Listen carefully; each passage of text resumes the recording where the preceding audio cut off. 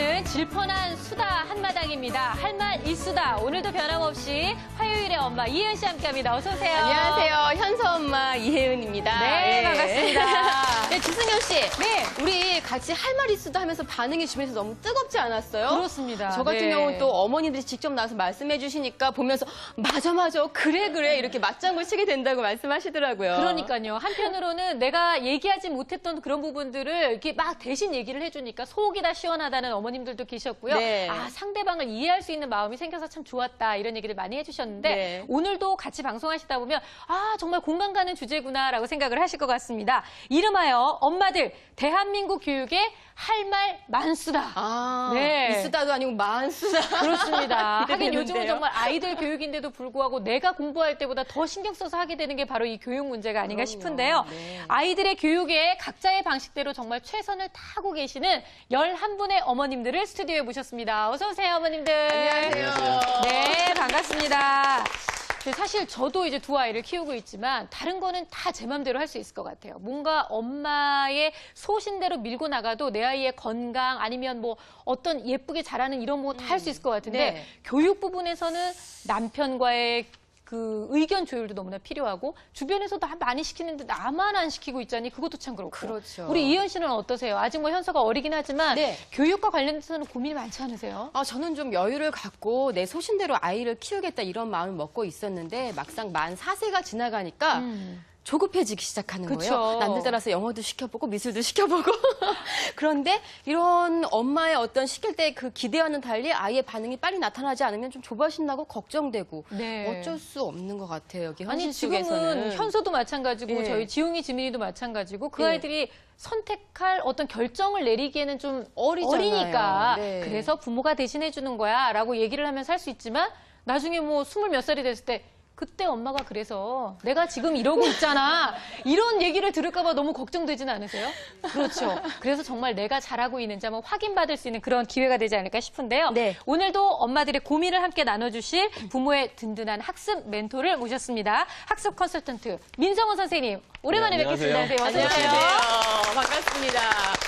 선생님 너무 궁금한 게 있었어요. 네. 우리 대한민국 엄마들의 교육률이 세계 최고란 말 많이 예. 하잖아요. 근데 입시 전쟁터의 최전방에 계시니까 실제로 만나뵈면 정말 그 정도로 대단한 걸까요? 태풍이 몰아쳐도 입시 설명회는 인산이네, 그렇죠?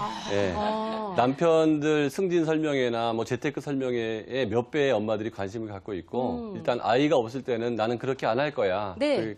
약간 도도하다가도 내 아이가 약간의 문제가 생기는 순간 굉장히 약해지는 게 대한민국 엄마들이죠. 네, 맞아요. 대단하죠. 아니, 그러니까 우리들이 여자 그 자존심이 보통이 아니거든요. 그런데 정말 선생님 앞에만 가면 왜 이렇게 작아지는 걸까요?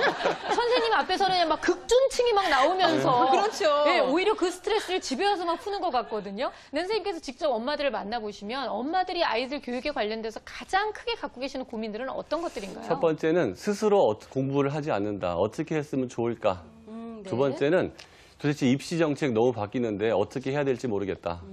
그다음에 수학에 대한 질문이 굉장히 많아요. 네. 우리 아이 수학 정말 하는 만큼 안 나온다. 사고력을 해야 되는지 연산을 어떻게 해야 되는지. 그다음에 어떻게 하면 좀 더 행복할 수 있을까.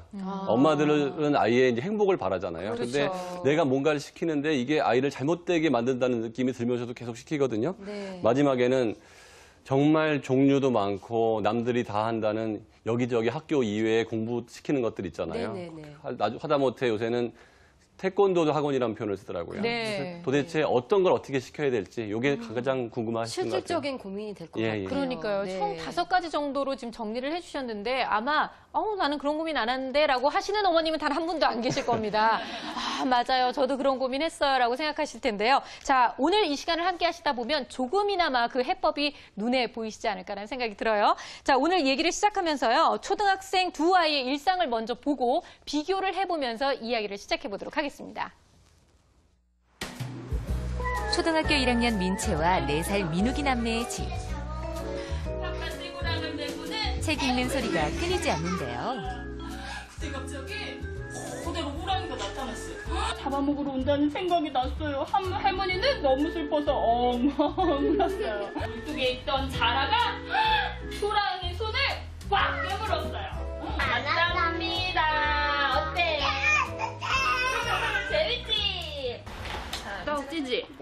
책을 읽고 난 후에는 엄마표 독후 활동으로 다시 한번 그 내용을 되새깁니다. 달림. 준호가 여기 엄마는 수정해서 아이의 그려볼래? 흥미를 끌기 위해 다양한 방법을 시도하는데요. 엄마하고 배우는 거니까 불편하지도 않고 좋아요.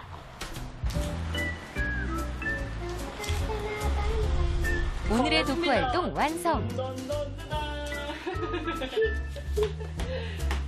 그다음에 엄마표 홈스쿨링으로 민채를 지도한 지 8년째.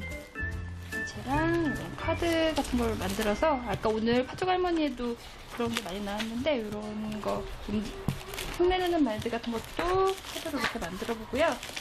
마인드맵이라 그래가지고 비에 관련된 책 읽고 생각나는 것들을 가집어서 나가게 해서 책에서 읽었던 거 생각하는 거 하고 색종이를 오려서 자기가 이렇게 책을 만드는 거예요. 제가 8년 동안 품앗이를 하고 있는데 거기에서도 자료를 상당 부분 얻고요. 그다음에 인터넷 검색을 통해서 자료를 얻는 편이에요. 이렇게 붙여보고 아이의 성향과 우리 집 상황에 맞춰 맞춤형 지도가 가능한 엄마표 홈스쿨. 아빠 휴가 때 아빠 휴가 때 우리 팀 우리 팀? 응원하러 민재 무슨 팀인데? 하나. 하나팀 응원하러. 뭐가 기억에 남았어? 애국가 부를 아, 애국가 부를 때? 왜 애국가 부를 때가 잘 기억에 남았어? 우리야 국가적인 무대니까. 오. 우리가 이미 엄마와 함께하는 학습 속에서 아이들은 편안함을 느낍니다. 엄마. 야구장에 갔다 온 걸 기억하면서 6학년 책대로 쓴 거예요. 그렇게 쓰니까 어떤 것 같아요?